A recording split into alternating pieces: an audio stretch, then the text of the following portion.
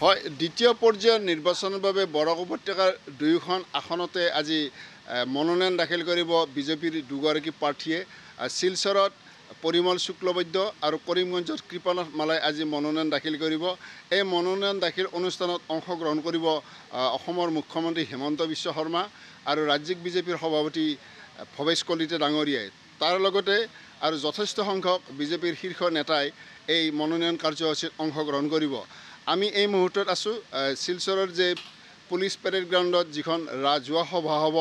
মনোনয়ন দাখিল কৰাৰ পিছত মুখ্যমন্ত্ৰীয়ে এই ৰাজহুৱা সভাত ৰাইজক সম্বোধন কৰিব। মই আছোঁ বৰ্তমান এই শিলচৰ পেৰেড গ্ৰাউণ্ডৰ এই ৰাজহুৱা সভাস্থলীত। ইয়াৰ মোৰ লগত আছে বিজেপিৰ কেইবাগৰাকীও শিলচৰৰ কৰ্মকৰ্তা আছে। আমি তেখেতসকলৰ পৰা জানিব বিচাৰিম যে মুখ্যমন্ত্ৰী আজি কেতিয়া আহিব আৰু কিমান মানুহ আজি আপোনালোকৰ অংশগ্ৰহণ সমবেত হ'ব এই মনোনয়ন কাৰ্যসূচীত। নমস্কাৰ।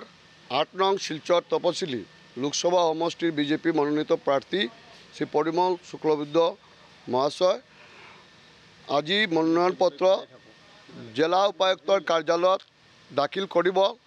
লগত থাকিব আমাৰ অসমৰ সৰ্বকালেৰ সেরা মুখ্যমন্ত্রী ডক্টর হিমন্ত বিশ্ব শর্মা মহোদয় আর লগতে আমার শিলচর লোকসভা সমষ্টির হাজার হাজার কার্যকর্তাবিলাক থাকিব।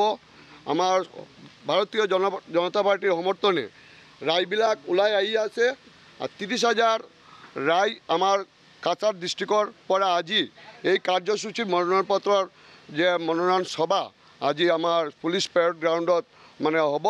আমাৰ মুখ্যমন্ত্ৰী ডক্টৰ হিমন্ত বিশ্ব শৰ্মা মহোদয় যোগদান কৰিব। তেওঁৰ আদৰণি জনাইবাৰ কাৰণে হাজাৰ হাজাৰ আমাৰ কৰ্মীবিলাক আমাৰ সমৰ্থনে ভাৰতীয় জনতা পাৰ্টিৰ সমৰ্থনে কাৰ্যকৰ্তাবিলাক আমাৰ ৰায়বিলাক আমাৰ কাছাৰৰ শিলচৰ সমষ্টিৰ ওলাই আহিছে।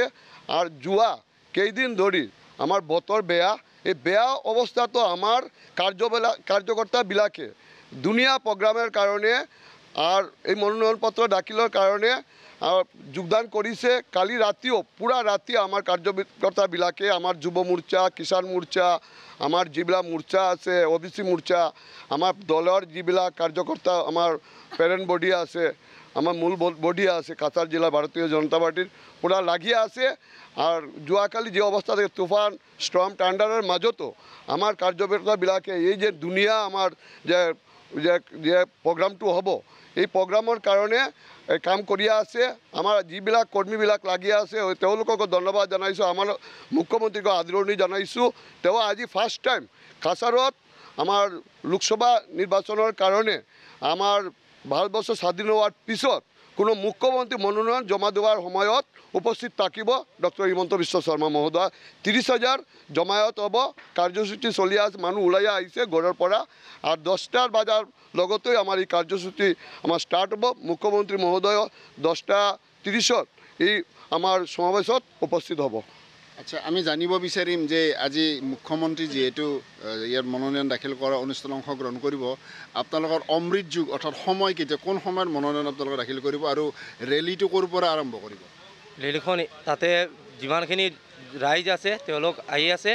অহাৰ পিছত এই মুখ্যমন্ত্ৰী অহাৰ পিছত মাননীয় মুখ্যমন্ত্ৰী ডক্টৰ হিমন্ত বিশ্ব শৰ্মা ডাঙৰীয়া অহাৰ পিছত ৰাইজৰ লগত তেওঁ লগ কৰি মনোনয়ন পত্ৰ দাখিল কৰিব। ইয়াৰ পিছত মনোনয়ন পত্ৰ দাখিল কৰাৰ পিছত তাতে এটা জনসভা হ'ব। এই জনসভাত গোটেই আসামৰ কাছাৰ জিলাৰ যি ৰাজ্য আছে এই কাছাৰ জিলাৰ সকলো ৰাইজ তাতে আহিব। আমি বিশ্বাস ৰাখোঁ যে অসমৰ মাননীয় মুখ্যমন্ত্ৰীৰ নেতৃত্বে এবং আসাম ভাৰতবৰ্ষৰ প্ৰধানমন্ত্ৰী নৰেন্দ্ৰ মোদী ডাঙৰীয়াৰ নেতৃত্বে যিমানখিনি উন্নয়ন হৈছে এই উন্নয়নৰ ধাৰা অব্যাহত ৰাখিবৰ কাৰণে আমাৰ ৰাইজ লাগি আমাৰ কাৰ্যকৰ্তাবিলাক লাগি আছে।